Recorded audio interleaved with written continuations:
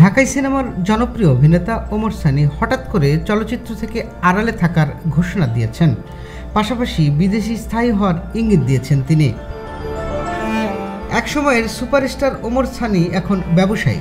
মানিকগঞ্জের অরঙ্গাবাদে তার রেস্টুরেন্ট নিয়ে ব্যস্ত থাকলেও চলচ্চিত্র অঙ্গনের সব খোঁজখবর রাখেন তিনি।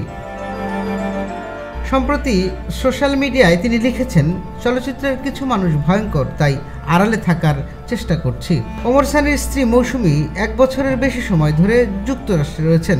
তিনি জানিয়েছেন, তার পরিবার তাকে বিদেশে স্থায়ী হওয়ার পরামর্শ দিয়েছেন, তবে তিনি দেশের মাটি আঁকড়ে থাকতে চান। অনেকে মনে করেন ওমর সানি দেশের চলমান সামাজিক ও রাজনৈতিক পরিস্থিতি নিয়ে খুবই হতাশ। ওমর সানি কি সত্যি দেশ ছাড়বেন নাকি কেবল ক্ষোভ প্রকাশ? উত্তর দেবে সময়। টুটুল রহমান, খবর সংযোগ।